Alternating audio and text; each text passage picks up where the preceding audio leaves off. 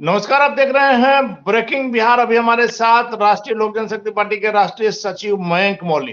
कल एक बार फिर से केंद्रीय मंत्री पशुपति कुमार पारस के एक बयान ने राजनीतिक हलचल मचा दी। आपको पता है कि कई दिनों से लगातार पिछले आप कह सकते हैं कि कई महीनों से हाजीपुर सीट को लेकर के चाचा भतीजे में लगातार दावा किया जा रहा है, जहां चिराग पासवान कह रहे हैं कि वो सीट हम नहीं छोड़ सकते हैं, हमारे पिता की कर्म भूमि रही है, और उसी पर लगातार केंद्रीय मंत्री पशुपति कुमार पारस का दावा है कि हमारा वह जीता हुआ सीट है।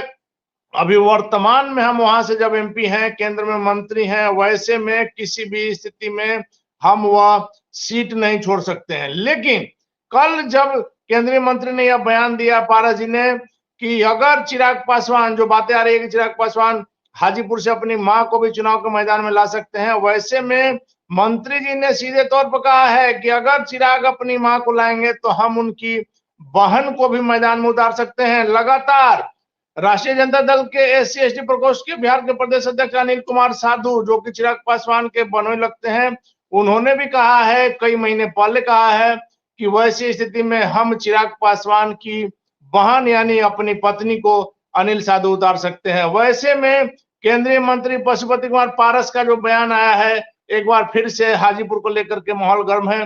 मयंक मौली जी, कल जिस प्रकार से आपके राष्ट्रीय अध्यक्ष ने बयान दिया है, क्या कहेंगे?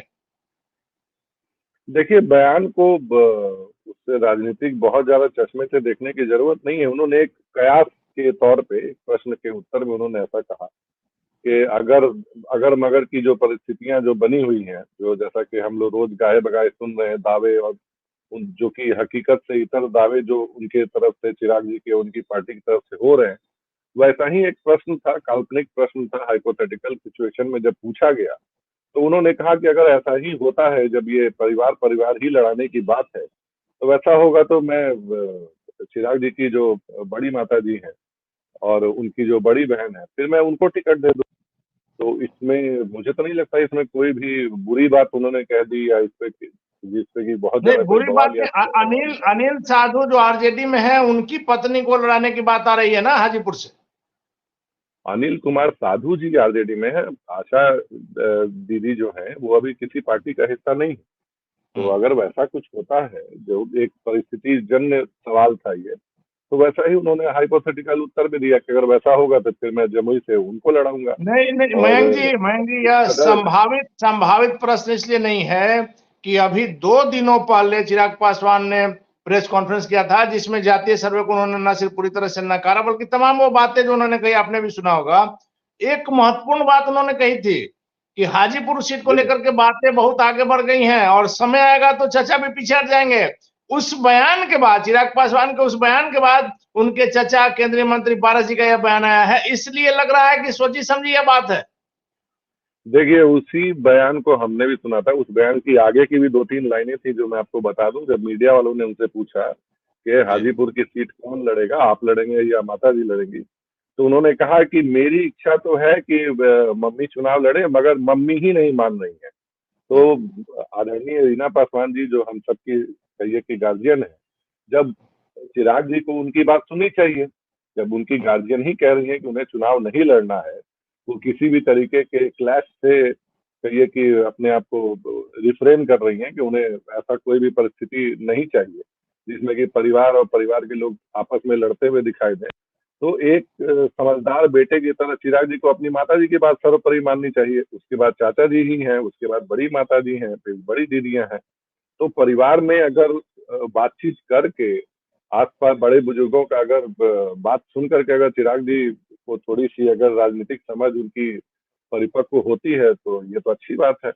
बाकी रही बात हाजीपुर के सीट को लेकर के, तो आप जानते हैं हमारा दावा अटल है। और अभी जिन बातचीत की बात वो कर रहे हैं, जिन भी ये कहिए राजनीतिक रूप से अपरिपक्व बयान जो उनके आते हैं, ये सारी बातें हो गई हैं, ये हो गया है, वो हो गया।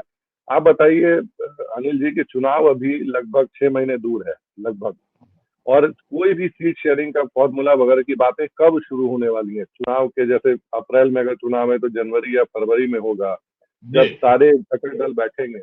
मैं पहले भी कह चुका हूं कि चिराग पासवान जी इकलौते घटक दल नहीं है एनडीए के, बनिस्पत वो आखिरी दल है जो कि अभी हालिया जुड़े, ठीक है।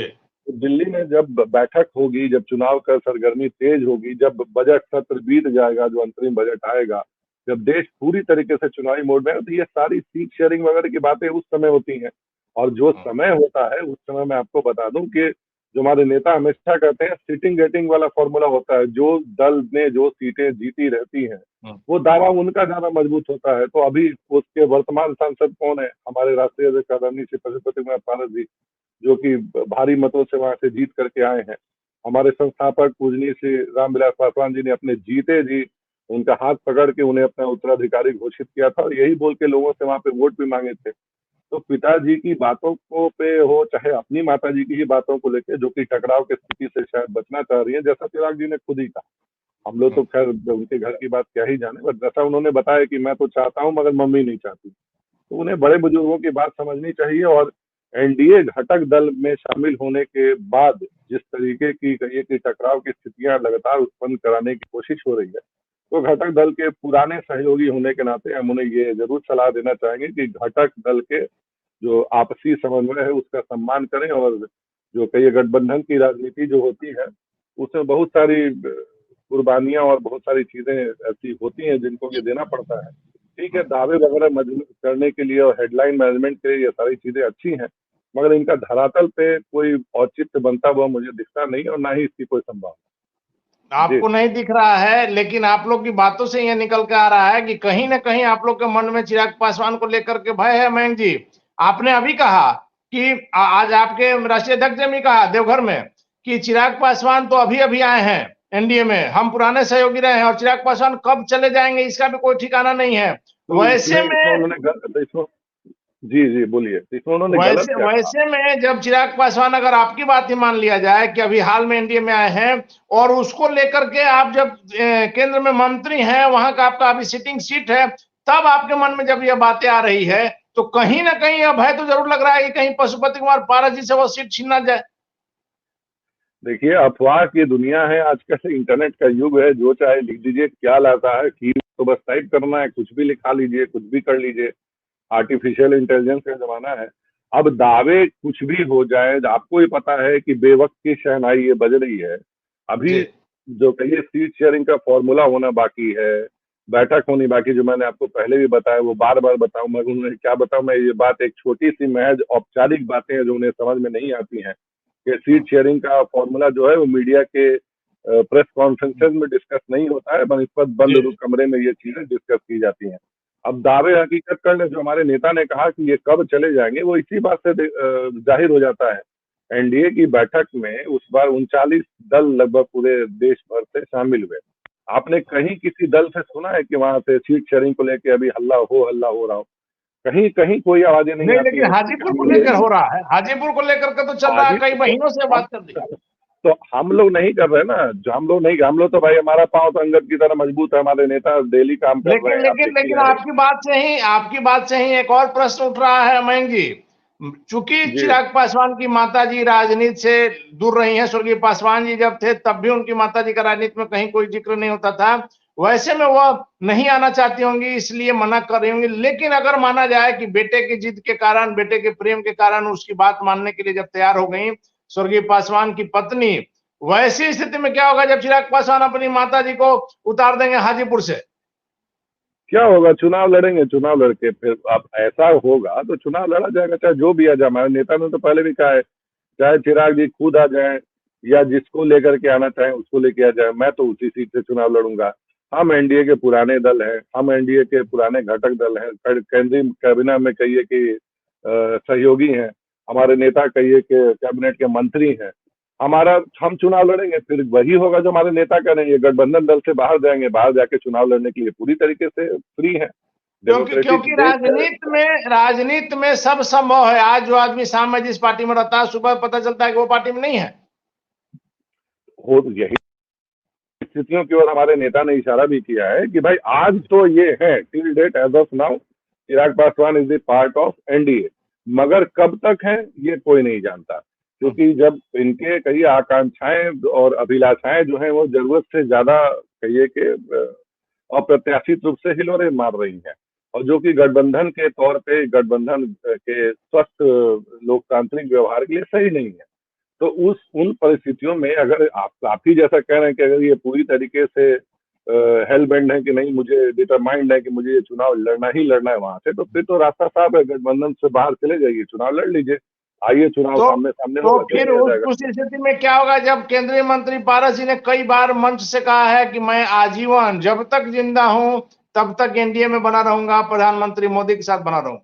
तो हम तो बोल ही तो रहे हैं कि हम तो एनडीए में रहेंगे रहेंगे, ये भले भले निकल जाएंगे एनडीए से, अपना निकल जाएंगे, जा करके अपना चुनाव लड़िए। उसके बाद एनडीए में रहते वक्त तो आप यहाँ पे टकराव की स्थिति तो कहीं मुझे नहीं लगता है कि मतलब एनडीए उत्पन्न अभी होने भी जा रही आपका है। ये कहना है कि किसी भी स्थिति में चिराग पासवान को एनडीए से टिकट नहीं मिलेगा, क्योंकि हम लोग बराबर करेंगे एनडीए से चिराग पासवान हाजीपुर से लड़ेंगे या उनकी माता जी, लेकिन आपका कहना है कि एनडीए से सिर्फ और सिर्फ पारस जी को मिलेगा, कहीं कोई टक्कर नहीं है, कहीं कोई कंफ्यूजन नहीं। नो इफ नो बट कुछ नहीं है।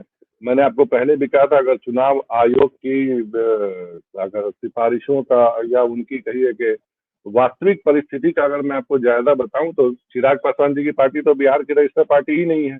इनको तो अंतरिम रूप से नागालैंड में इनको मिला हुआ है ना, अंतरिम से एक राजनीतिक दल होने का जो तमगा मिलता है, इनको तो अंतरिम रूप से नागालैंड में मिला हुआ है।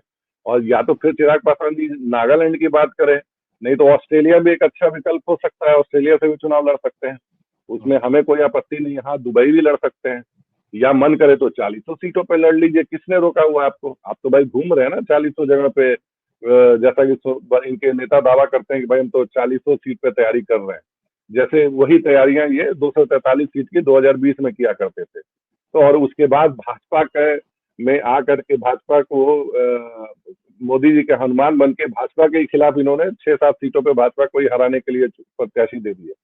तो वैसे कलयुगी हनुमान जो है, क्या पता फिर से आगे अपना कोई नई नई सिरे से रामायण लिखने की तैयारी कर रहे हो। तो एनडीए भी सजग है इन चीजों को देख करके।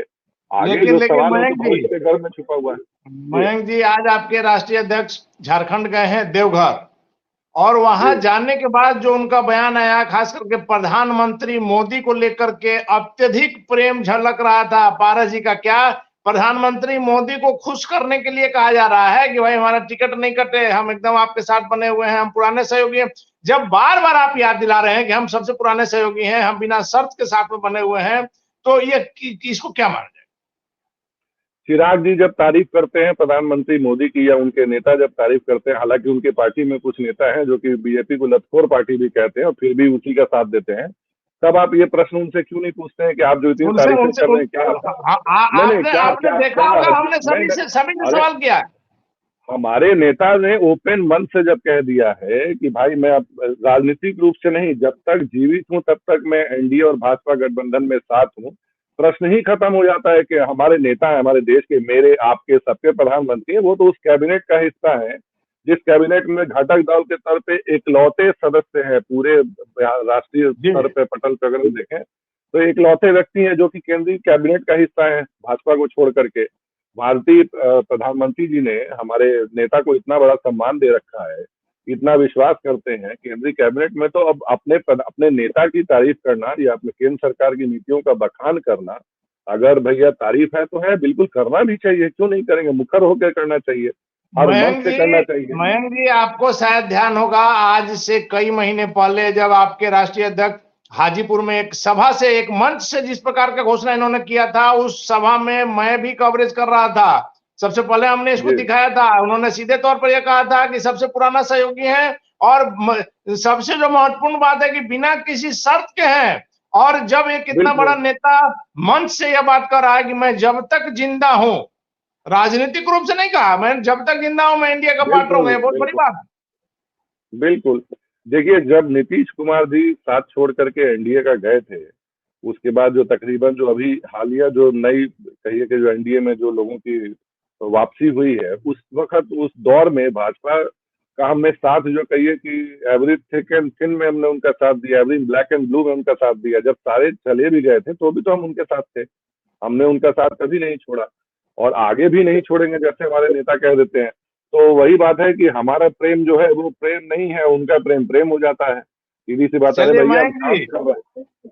हाँ एक आखिरी सवाल मेरा है कि आपके पार्टी के बिहार के जो प्रवक्ता हैं चंदन सिंह, जी उन पर जिस प्रकार का लीगल नोटिस आया है चिराग पासवान के बारे में गलत जानकारी देने को लेकर के, पूरा मामला अभी हमने पढ़ा नहीं है, लेकिन जो बातें हुई है चंदन सिंह से उस आधार पर हम आपको कह रहे हैं, इस पर क्या कहेंगे चिराग ने जो लीगल नोटिस भेजा है?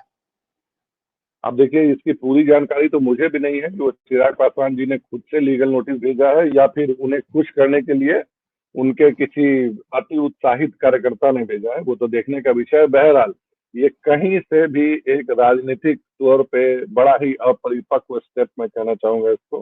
राजनीति है, आरोप प्रत्यारोप का दौर लगता ही है, और जिस संदर्भ में बात ये कही जा रही है या जिस संदर्भ का आप जिक्र कर रहे हैं, बात किसी इंटरनेट की बात हो रही है, तो उस पर यही कहना चाहूंगा भैया कि सर्वप्रथम तो सबसे पहले एक संसदीय जीवन में रहने वाले व्यक्ति को ऐसे संसदीय आचरण करने से बचना चाहिए। ऐसे जगहों पे खुद ही नहीं जाना चाहिए जिन जगहों का द्विअर्थ निकाला जाने लायक कुछ कहिए कि फुटेज वगैरह निकले।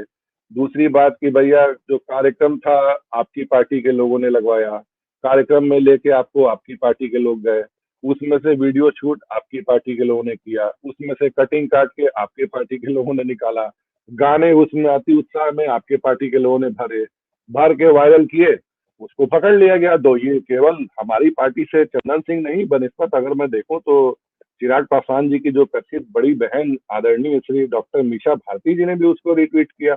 कांग्रेस के बिहार के प्रदेश के आधिकारिक हैंडल से वो ट्वीट हुआ। उसके बाद से कांग्रेस के सुरेंद्र राजपूत जो राष्ट्रीय प्रवक्ता है उन्होंने किया, जदयू ने किया, बहुत सारे दलों ने किया। तो ये पिक एंड चूज सिर्फ हमारे पार्टी और हमारे पार्टी के नेता पे क्यों? तो ये मुझे जैसा लगता है कि ये विशेष प्रेम रहा होगा उनका कुछ चंदन सिंह जी के प्रति, या उनकी जो मुखर आवाज है उस मुखर आवाज से थोड़े असहज हो जाते हैं उनके पार्टी के लोग। तो ऐसे लीगल नोटिस आए या जाए, हालांकि राजनीति में मैंने पहले भी कहा कि ये सारी चीजें चलती रहती हैं, तो हम चंदन सिंह जी हो या हमारा दल है, किसी भी लीगल नोटिस को पहली बात तो भाई बहुत ज्यादा उस पर चिंता का विषय नहीं है, और उसको देखने में और लीगली उसको जवाब देने में सक्षम है। समय आएगा तो उसका उसी प्रकार से जवाब दिया जाएगा। लेकिन बात इसलिए आ रही है मयंक जी कि जिस वीडियो की बातें आ रही है और जो वीडियो वायरल हुआ था वो एडिटेड था, और इसका चिराग पासवान ने तुरंत अपना जो उनका ऑफिशियल जो उनका अकाउंट है उससे उन्होंने दोनों वीडियो डाला, देखिए ओरिजिनल क्या है और एडिटेड क्या है। तो वैसे में नहीं माना जाएगा कि जिसने भी किया चिराग पासवान के खिलाफ साजिश किया, जो एडिटेड वीडियो को वायरल करने का कोशिश किया। अच्छा, क्या है सर एडिटेड और ओरिजिनल में जरा मुझे फर्क बता दीजिए। ओरिजिनल वीडियो में गाना का अंतर है क्या? उस गाने में भजन बज रहा था, चिराग पासवान जी भजन देख के एंजॉय कर रहे थे क्या? जो ओरिजिनल वीडियो भजन तो नहीं था, वो भी एक आइटम सॉन्ग था, हिंदी की फिल्म का था। अब मुझे ये बताइए कि आप और हम, चाहे हम भी बिहार के जिस परिप्रेक्ष्य में हम इसको देखें या देश के परिप्रेक्ष्य में देखें, जो जिस गाने की बात हो रही है वो कट्टो गिलहरी छमक छलोरानी वॉज दी ओरिजिनल सॉन्ग, जैसा कि उनकी तरफ से क्लेम किया गया। तो क्या ये भक्ति संगीत है? क्या ये भजन है? कि भैया इतना कहिए कि तो क्या संस्कार में एकदम बिल्कुल इन्वायरमेंट हो रखा था उसको बजने के बाद। हाँ, लोजपा रामविलास के लोगों के लिए भले वो राष्ट्रीय गीत हो सकता है, बाकी के देश के लिए, देश की जनता के लिए वो एक आइटम सॉन्ग है। आप मुझे बताइए क्या आप अपने पुत्र के साथ या आपका पुत्र आपके साथ उस गाने को सुनने में सहज है? क्या आप परिवार के साथ वो गाना सुनेंगे कभी? आप नहीं सुनेंगे। तो मुझे ये कहना है कि भैया जरूरत ही क्या पड़ती है सर? आप संसदीय व्यवस्था में आपके नाम के आगे माननीय लगाया जाता है, आप जा रहे हैं, अगर आपको फीता ही काटने वहां जाना था फीता काट के निकल जाते। कोई भी अगर जो कहिए कि परिपक्वता पूर्ण अगर व्यवहार करने वाला कोई सांसद होता तो वहां से निकल जाता, अगर उसको दिखता है कि भाई इस टाइप का अगर कोई कार्यक्रम हो रहा है जिससे मेरी छवि थोड़ी धूमिल हो सकती है, तो इसकी सजगता, इसकी जिम्मेदारी आपको खुद लेनी पड़ेगी। अब गाना जो भी, अब गाने में क्या फर्क पड़ता है भैया? अब कट्टो गिलहरी भी वही तरीका गाना है जो गाना जो वायरल हुआ है कि तारा खाती चली गोली, या जो भी मुझे याद नहीं है, तो वो भी उसी तरीका गाना है, दोनों ही आइटम सॉन्ग है। तो भैया हिंदी से प्रेम और भोजपुरी से दुश्मनी, ऐसा क्यों? सीधी सी बात है। और किसी ने ये तो नहीं कहा इनसे कि भैया ये गाने को लेकर के तो कोई बवाल है ही नहीं। बवाल उस जगह बैठ करके उस जिस तरीके से इन्हीं के लोगों ने, हम लोग तो थे नहीं वहां पे चंदन सिंह तो खड़े होकर के कैमरा से शूट नहीं कर रहे थे, ना गाना भर रहे थे उसके अंदर। तो जो आप तो मीडिया में रहे, जिस कैमरा एंगल से उन छोटी बच्चियों को शूट किया गया, जो एंगल इस्तेमाल किए गए वो अश्लील थे, वो आपत्तिजनक थे। वहां पे अगर ऐसा कुछ हो रहा था तो सबसे पहले जिम्मेदारी चिराग पासवान जी की ही बनती उस समय ऐसा वीडियो पहले तो ये होने नहीं देना चाहिए था, और अगर हो रहा था तो उसको रोकना चाहिए था कि नहीं भैया, बच्चियां जो है किसी के घर की जीनत होती हैं, बच्चियां अगर अपना कला का प्रदर्शन कर रही हैं तो उनको उस तरीके से उसको शूट करके और ग्राफिक्स और एआई वगैरह इस्तेमाल करके, जो इनके समर्थक, अति उत्साहित समर्थक आमतौर पर करते हैं, नहीं करना चाहिए था। और ये मैं आपको कहना चाहूंगा कि आपके ऊपर जब हुआ पहली बात, आपको बहुत बुरा लग गया। आप विगत कुछ दिनों में अगर आप देखेंगे तो पिछले कुछ महीनों से मैं कहूंगा फेहरिस्त है लंबी, चाहे चंदन सिंह हो, चाहे देवजानी मित्रा हो, हमारे यहाँ जो हमारी राष्ट्रीय प्रवक्ता है महिला की, चाहे मैं ले लूं, चाहे हमारे नेताजी हैं, हम सबको लेकर के तो इनके अति उत्साही समर्थक कभी गालियां देते हैं, कभी तस्वीरों पे ऊट पटांग लिखते हैं, कभी तस्वीरें जोड़ देते हैं, कभी वीडियो वायरल करते हैं। चंदन जी को रात के 2-3 बजे फोन करके वीडियो कॉल से कभी कभी जान से मारने की धमकियां दी गई, सब कुछ हुआ। उस समय तो आपको बिल्कुल भी बुरा नहीं लगा, उस समय तो बड़ा मजा आया होगा सुन करके कि चलो ऐसा हो रहा है वैसा। आज महज एक वीडियो जो कि आपकी ही गलती से वायरल हुआ है और आपके ही लोगों के द्वारा वायरल कराया गया है, अगर उस वीडियो को रिट्वीट करिए या उस वीडियो का अगर शेयर कर दिया उन्होंने, तो आप उस पर लीगल नोटिस भेज रहे हैं। तो मुझे ये बताइए कि 10 सर्कुलर रोड में जो आपकी बड़ी दीदी है डॉक्टर मीसा भारती जी, जिन्होंने रिट्वीट किया है, मैं आपको उसका साक्ष्य भेज देता हूँ, तो उन पे आप कब लीगल नोटिस भेज रहे हैं? आप बाकी के अपने कांग्रेस के ऊपर आप कब भेज रहे हैं? कांग्रेस पे क्यों नहीं भेज रहे भैया? कांग्रेस ने आपके पिछले चुनाव का हेलीकॉप्टर का बिल भरा था, इसलिए कांग्रेस पे नहीं भेजिएगा, चंदन सिंह पे भेज दे रहे हैं। वही वही बात है कि ये द्वेषपूर्ण मानसिकता से की हुई, कहिए कि कोशिश असफल प्रयास है। इससे कुछ हालांकि होना जाना नहीं है, ये मामला कानूनी तौर पे ठहरता है क्या है वो तो वक्त बता ही देगा समय आने से। बहरहाल चलिए, धन्यवाद धन्यवाद आपका मयंक जी। तो ये थे हमारे साथ राष्ट्रीय लोक जनशक्ति पार्टी के राष्ट्रीय सचिव मयंक मौली। सबसे बड़ी बात जो है कि राजनीति में धमकी का, इस तरह का अपने विरोधी के साथ व्यवहार कहीं से भी उचित नहीं माना जा सकता है। राजनीति में तमाम तरह की बातें हो सकता है, ये मतभेद हो सकता है, लेकिन इस प्रकार की बातों की हर जगह भर्त्सना होगी। इन मुद्दों को लेकर के चिराग पासवान के नेताओं से, चिराग पासवान से भी बात करने का प्रयास करेंगे, जानने का प्रयास करेंगे कि क्यों लीगल नोटिस भेजा गया है चंदन सिंह को, और जब उनके समर्थक दूसरे लोगों को गालियां देते हैं यह कहां तक उचित है। लेकिन उससे भी बड़ी बात है, मयंक मौली ने क्लियर कर दिया कि 2 दिनों पहले जो चिराग पासवान ने पीसी करके कहा था कि चर्चा से हाजीपुर को लेकर के बातें बहुत आगे बढ़ गई है और चर्चा समय आएगा तो पीछे हट जाएंगे, इन बातों को पूरी तरह से नकार दिया है राष्ट्रीय लोक जनशक्ति पार्टी के राष्ट्रीय सचिव मयंक मौली ने। और इनका साफ कहना है कि चिराग पासवान चाहे जहां से लड़े उससे मतलब नहीं है, लेकिन हाजीपुर से केंद्रीय मंत्री पशुपति कुमार पारस अभी सांसद हैं और 2024 का चुनाव हाजीपुर से ही लड़ेंगे, यह सत्य है। इसमें कहीं किसी प्रकार का किंतु परंतु नहीं हो सकता है। समय आएगा तो क्लियर होगा, क्योंकि निश्चित तौर पर फरवरी से पहले सीटों का बंटवारा सामने नहीं आएगा, और सीटों का बंटवारा मीडिया में कैमरे के सामने नहीं होता है, बंद कमरों में होता है। आगे क्या होगा देखना काफी महत्वपूर्ण होगा। फिलहाल आप बने रहे ब्रेकिंग बैग से।